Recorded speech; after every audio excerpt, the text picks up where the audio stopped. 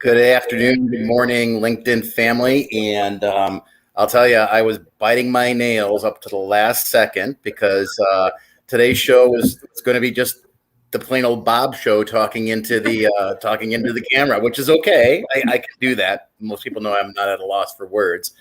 And I always tell everybody too that I probably should rename this to Lunch with Bob or Soda with Bob, because I do this on my lunch hour, right?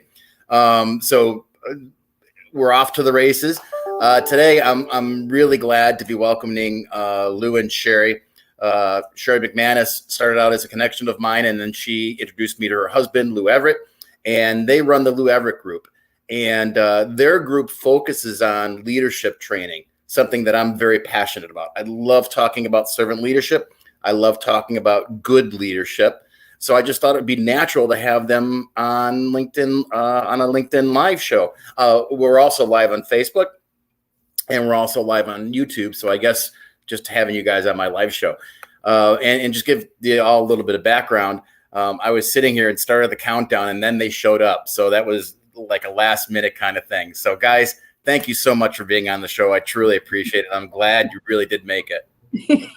No problem, Bob. Thanks for having us, and it's nice to finally meet you. And I do have a right ear. I just moved out of the way, just so y'all know.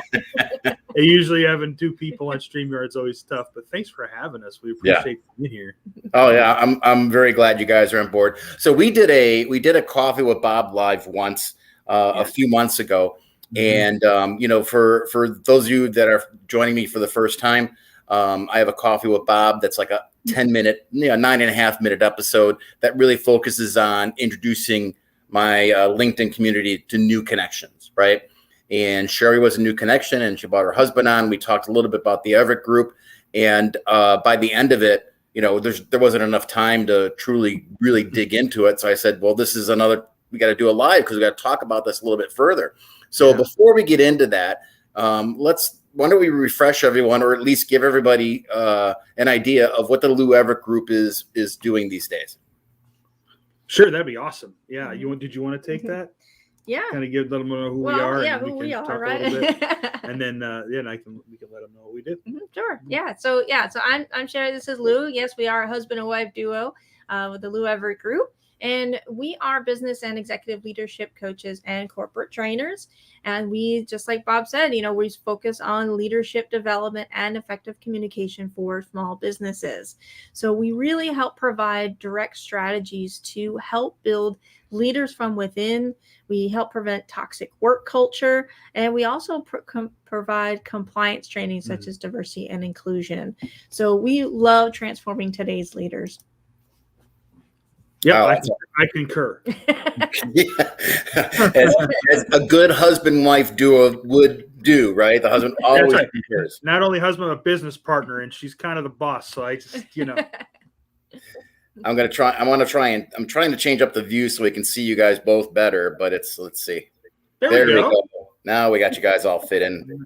Magic, the magic of technology. Love StreamYard, right? Yeah. So that's great. So kind of give us an idea of the type of clients that you work with, or what is your sweet spot for clients? I know you said small business owners, but I mean, there's got to be a sweet spot in there, right? Sure. Well, there's two different types of sweet spots for us. One is a sweet spot in our heart, and one's a sweet spot in business.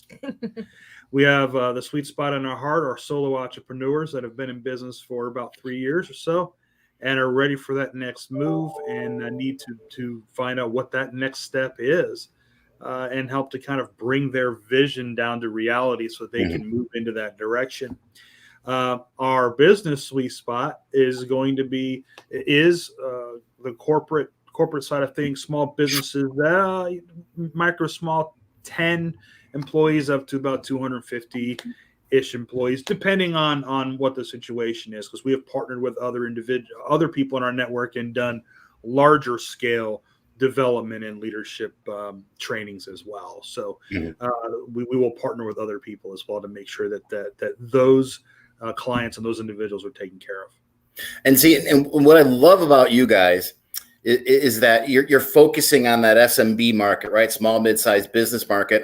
And I think leadership training is especially important there, because what you tend to have in that arena, right, tend to be solopreneurs, right, who are growing really fast, family-owned organizations, right, who are used to doing things a certain way. And not that they're bad leaders, but Right. more often than not, they're used to treating everything like you would treat your kids, right? Because I said so type of situations, right? And so I think what you guys teach, at least my limited knowledge about you guys teach, kind of take leaders beyond that because I said so, and take them more into the servant leadership mentality, which I'm a huge fan of, and I try to live my professional life that way. Yeah, and you're absolutely right. And it's a very, very simple comparison. If anybody is listening has children or have had children, how did the "I told you so" work out for you? Right. How does it work out for you? And some will say, well, yeah, they do what I tell them because that's great. Let's see how it goes. Let's wait till they're adults and see how well that turns out for you. The reality of it is we all know that that's not the solution. It's an easy solution for them as leader to say they should just do what I tell them. Well, logistically, perhaps they report to you. But the real question is how do you get them? How do you get those that you lead, those that are that you're responsible for? How do you get them to do what you want them to do because they want to? That's the big thing, not because they have to. If they have to, then, well, they're going to do only what they have to do. Right. Yeah, it's all about helping them get skin in the game, right? That's it. And because the bottom line is really as a leader, we look at it like, well, I've been told by the CEO, I've got to make sure that this gets done. This is our metric. This is our goal. We've got to accomplish this in this time frame. And so we know that we're put under pressure. So we then go to our team and we have two choices. The first choice, we trickle down that pressure and say, listen, I know you're not going to like this, but this is what we got to do. And you all got to do your part. And this is how it's going to get done. And this is when it's going to get done. So get to work. Or number two, we can say, I've got the best team in this entire company.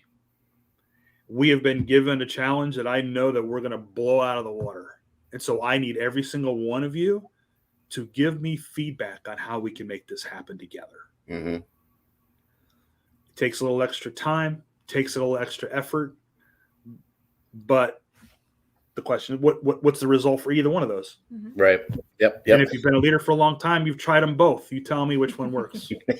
Yeah. Well, and I think too, it takes a little bit of authenticity, a little bit of transparency, right, in a leader, and being willing to give up some of that to others, right? So, I mean, at least in my opinion, sometimes being a leader isn't necessarily meaning being the boss. Right. It's being the person that allows others to shine and let them take the lead. Right. And be the example by following them as well, too. Yes. Agreed. I mean, think about it. It's not called boss-ship. It's called leadership. and it's the reason the wording is set up that way. The English language is pretty brilliant in some ways. In other ways, it's not so brilliant. But in this case, it is. Where leadership, right? Let's break that down for a second. Okay, leader, first of all, that's a word that can be interpreted in a million different ways. Right. Well, we've seen that the word leader it actually scares people, especially in the solo entrepreneurs. They don't believe that they are a leader. But, let's quickly define that is that you're a leader if you know it or not. And if you're a parent, if you have people that are in your life, I mean, heck, you could be in a community leader. You could be in a grocery store and you have a communication, you have connections with people. I mean, you're a leader if you know it or not. It depends on your influence if it's going to be good or bad. So, leadership is influence, nothing more, nothing less. And there's also that power of if you're powering up or powering down. And we don't mean power in a negative sense, but in a positive sense.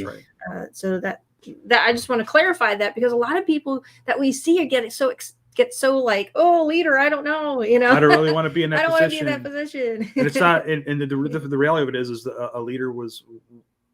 leaders have been around before a position was ever created. Positions were created back in the day because of leadership, not the other way around. So, so that's absolutely right? It's influence. There's only two different types of leaders. There's those that are positive, influential leaders that bring people with them, meet them where they are, and bring them with them to their success. And then there's the other side where it's a dictatorship. It's more of the boss structure. It's more of, hey, do as I say, which, by the way, has its balance. If you're in a position of leadership and you have a team, there's going to be those difficult conversations. And we can maybe perhaps talk about that later on, how we need to have those conversations as a positive, influential leader, because there is a difference. But then the word ship, you got leader and you got ship. Now let's take it as a literal sense. A few years ago, Sherri and I went on, we had the privilege and blessing to go on a cruise to the Caribbean. And let me tell you, it was my first cruise. It was Sherri's first cruise. It was like, this is exciting. We absolutely loved it. I've been hooked ever since. So let's look at a cruise ship. I want to be on a cruise ship because my life now, I'm out in the vast oceans. I have no idea where I am. I am not a navigator of water. But I love being out there. So we put our full trust in whatever's going on behind those doors to get us where we need to be successfully, and still enjoy our time. If that captain of that ship was the boss, do as I say, get it done. You're going to sense that in that type of environment. Mm-hmm. And he's going to have people that aren't going to work. They're not going to do what they want to do. Or the other way around, you have too many captains because nobody wants to let their ego go. That's what leadership is. You're steering the ship, but you have people there to help you steer that ship. You're not doing this alone, right? If you look at the dynamics of a ship and all the people involved in that, the captain is just the one with the credentials that can kind of make a decision based on experience if necessary. Everybody else does a lot of that work to make it harmoniously work together to get where you need to be. That's what leadership is. Yeah. And what I really like, I want to go back to what Sherri said, and you followed up with her, Lou, too, is using the word influence, right? Yeah. Because strong leaders tend to be influencers more so than commanders, right? Mm-hmm. Yep. 100%. And when you guys talk about influence, talk about what you mean by influence. Mm-hmm. Influence is the impact that you have on people as a whole. Mm-hmm. And we know people that you walk into a room. If any of us are big networkers, or you walk into a room with people you may not be sure of, don't really know yet, you within minutes can determine, I'm not going to go talk to that person. I'm not really going to go talk to, because of what the aura that they're putting off in the room. That's influence without even words. Mm-hmm. How you impact people and the environment around you is what influence is. And we can, now with that definition, you can look back in time and list people that may not be necessarily famous, but were huge influencers. Mm-hmm. That didn't necessarily get credit for the influence they've had on something, whether it's an invention or an idea.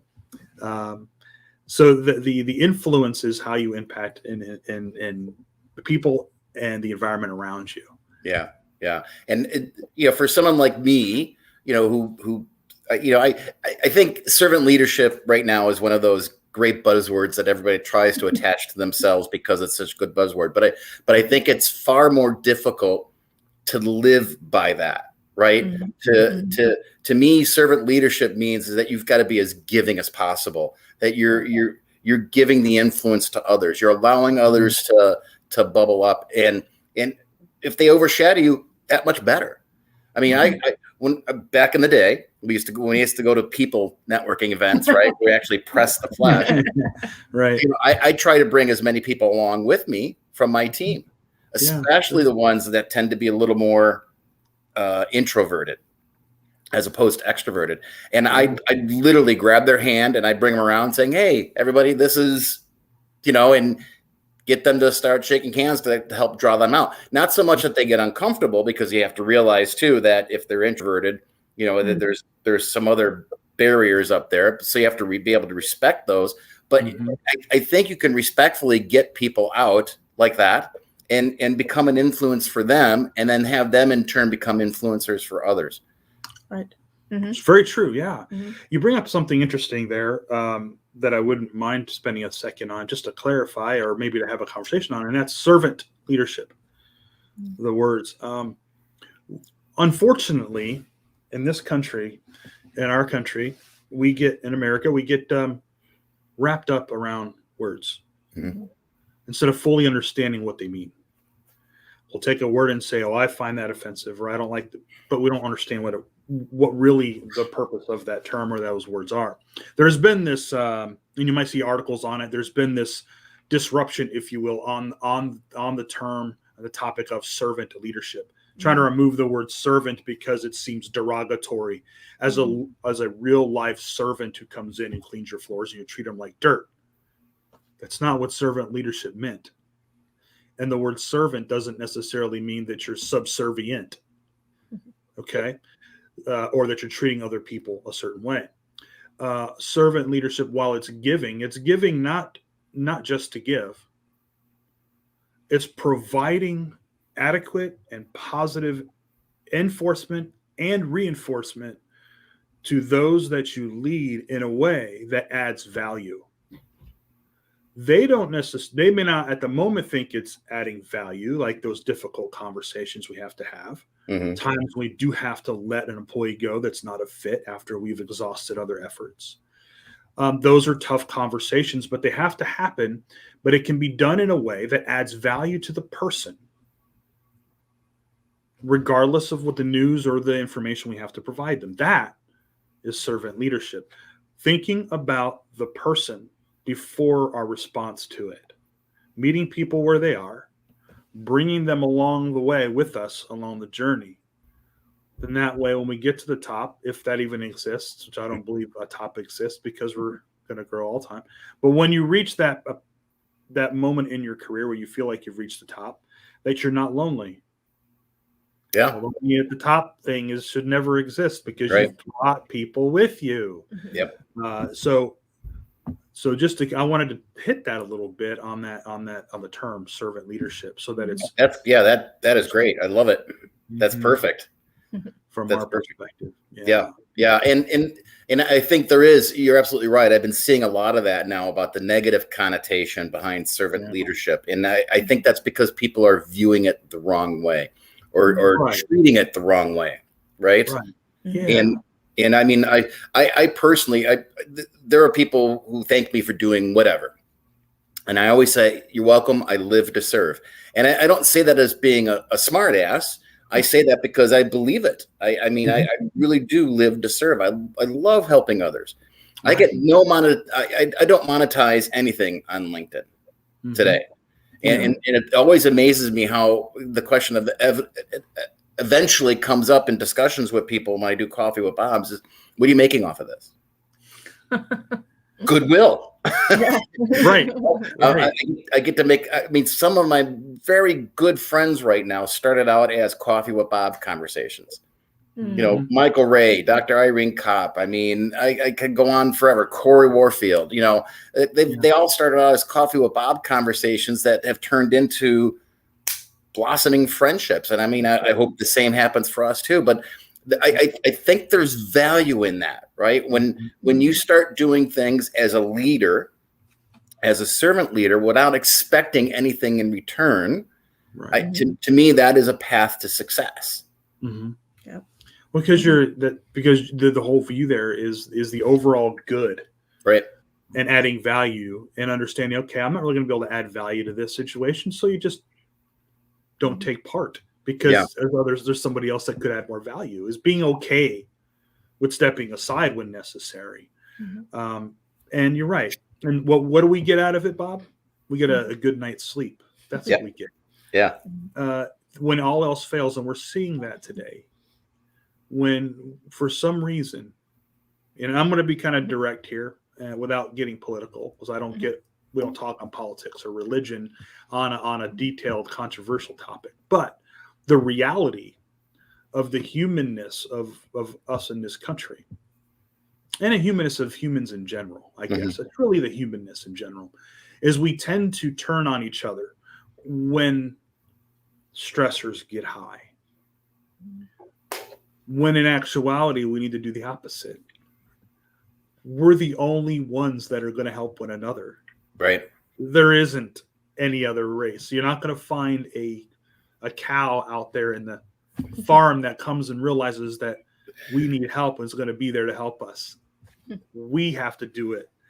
And the way we do that is by sharpening up our mindset, our focus. What is our intention? How can we add value? If you don't like the word servant for a servant leadership, okay, call it value leadership. Yeah. Call it trust I leadership. like that. Whatever you want to call it. Just the point is you're there to add value to other people for one purpose, because you're adding value. Right. You're doing it because you want to help, because the universe will reverse that back to you. Oh yeah, absolutely. I believe you always get back threefold what you put out there. Yeah. I really do. You know, Rush Johns of the Pirate Barcast. I mean, he always says kindness counts, and he and I have been connections for a while. We've been on each other's shows, and I really love that. Kindness counts. Kindness matters. It's really true, and it matters at every level, right? Whether you're in business, whether you're involved with your family, or just the guy or girl on the street, right? It takes nothing to show some kindness. And I think that's the problem that we're having as a country as a whole, is we are divided right down the middle, and neither side is showing kindness to each other. Right. My opinion. And we don't have to go into that, but I do want to ask a burning question that I'm sure a lot of people are wondering right now on the cast here is, tell us what it's like to work as a husband and wife team and how you guys got this going together. Oh, it's terrible. That is completely a joke. Don't just take that piece out and post it out there, because that's completely wrong, completely false. I'm just teasing. I know we love answering that question, because I know that it's a small percentage of people that are able to work with their spouse. Most folks are like, I can't stand my spouse in that, in the same things. I love my spouse, but man, we can't work together. Well, yeah, that's more common than not, actually. Yeah, right. Yeah. Well, you didn't get married to go in business with one another. You got married to have a family, and a whole different type of relationship, Right. So how did it come about that you guys started this business together? Was this a thing that you both were doing prior to the relationship, or did it bubble up after the relationship? Both. Yeah, both. We were both in leadership and in coaching roles before we met. Mm-hmm. Well, when we met, we actually, we're just, two different jobs, worlds, the whole thing. But the funny part is, back in 2005, when we first got together, about 4 months into our relationship, we decided to go into business. Wow. Don't recommend that. Started dating, moved in with one another because we knew we were going to have a relationship, and then started a business. Nice. Not the business that we have now, but we just had a business at the time. I'm not saying that that'll work for everybody. Just putting that out there. Nor would I have. People thought we were nuts, which we may have been. It was definitely a leap of faith. We just got to a point where we wanted to control our own environment, our schedule, that financial freedom, all of that. When you start thinking about having a business of your own, right? They're like, well, I'm tired of working for the man, And so we started thinking, we're like, I think we could do something. And it was a multi-level company at the time. And it was a network marketing company. Yeah. But it was our own, and we did very well. There was some trouble at the leadership level, and we realized that impact. We didn't get into business to deal with that. Right. Sold it and moved in the direction that we are in now. So at that time, we learned a lot. We learned on who wanted to do what. We learned that we were, we learned a lot and we lost a lot, but it was a really interesting time. But at the end of the day, we really did look at each other going, I know this is frustrating, but wait a minute, we're onto something here. So we knew we had a glimpse of success when both were working in our strengths. Yep. And then we were both good. We were good at what we did. And we were good at working with each other. And we just realized that in the beginning. We had to do some sharpening up with it, though. I mean, you're working on building a real relationship, and then you've also got a business partnership, and so you're trying to build both at the same time. It's very overwhelming when I sit back and think about it now, because I'd never recommend our clients to ever do anything like that, but by any means. But it helped me specifically, and I think it helped us both in this level to really fully understand where our strengths are, and that it's okay to find out what the other one likes to do and doesn't like to do, so that they don't have to do that. And especially if what they don't like to do, we like to do. And that's how this works usually.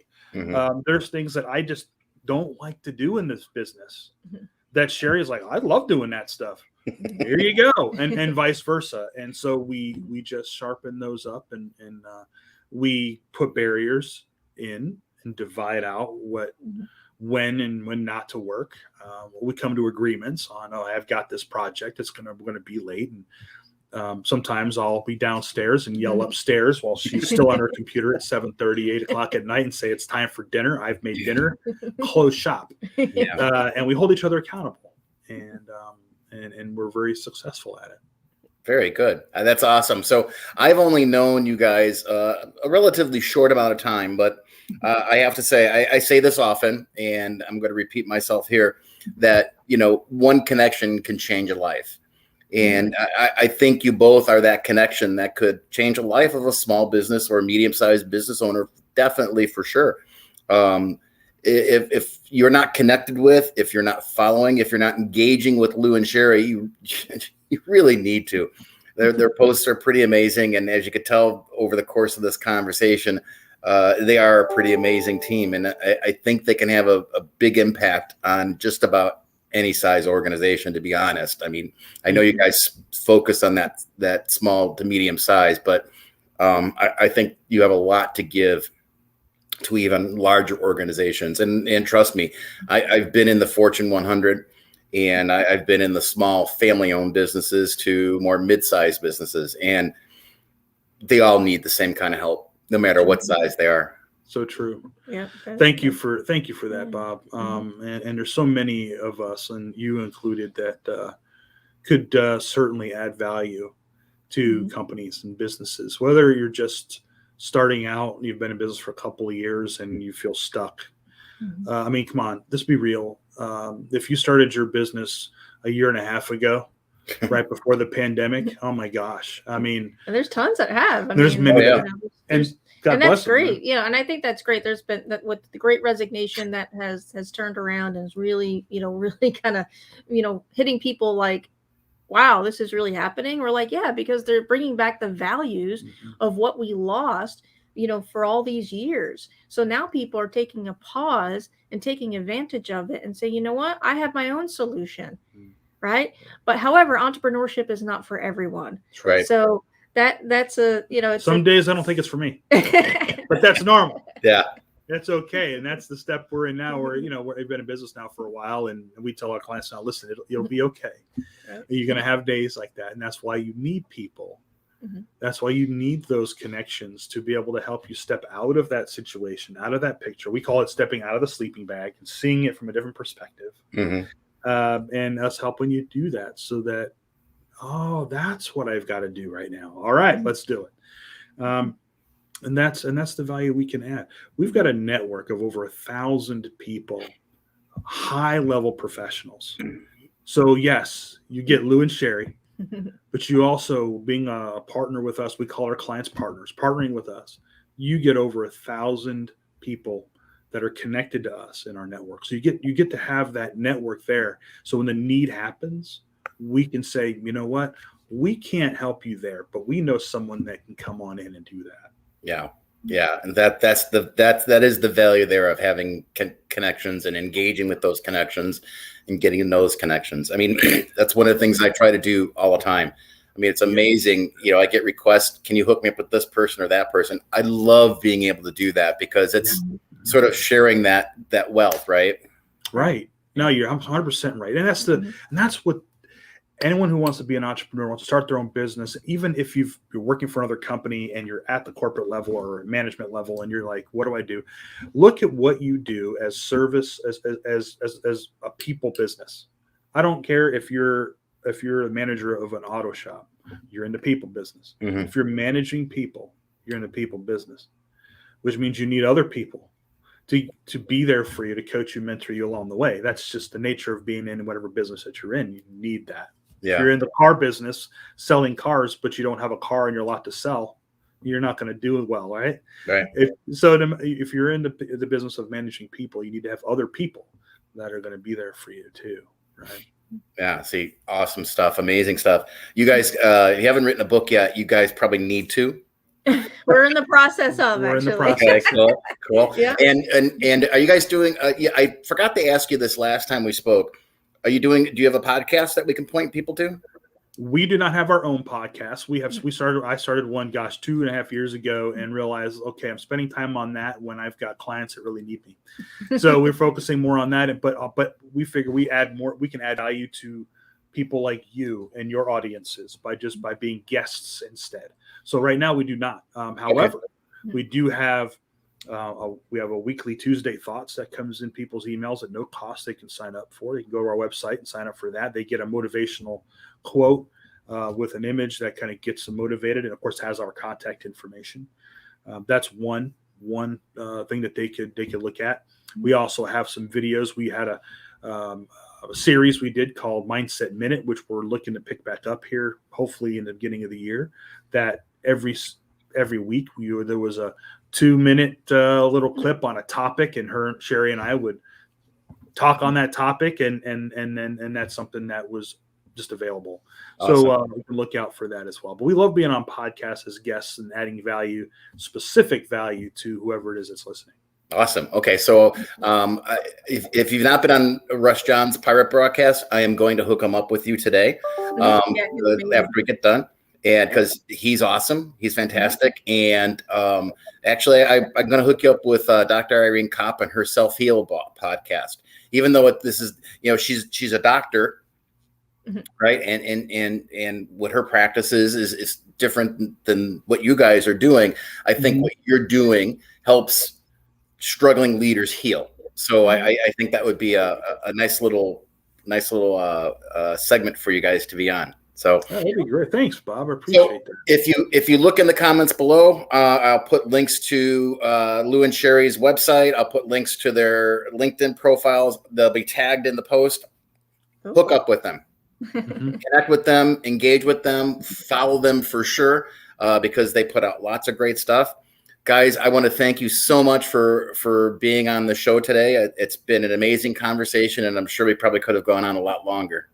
No problem, Bob. Thank you so much. And definitely connect with us on LinkedIn, especially here coming up. Next week, we're partnering with a partner of ours and going over a conversation about employees. We talked about the great resignation. While we believe that it's more of the great disengagement. Right. People are they're disengaged, and so they're leaving.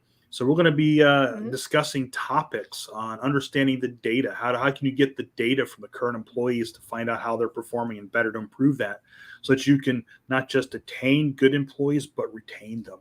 Awesome. I think that's a huge topic right now. So connect with us on Facebook. Just connect with us so that you can be informed of that and be a part of those live Facebook. LinkedIn. I'm sorry, LinkedIn. On LinkedIn. These are on LinkedIn. He's already helping you out. Yes, that's it. On LinkedIn, it's a series that'll go on probably for 5 weeks. 5 weeks, yeah. Who's running the series? Ourselves and Vinay from Carmo. Okay. I always butcher his last name, but Vinay, and he's also connected with us as well from Carmo, CAARMO, who does data.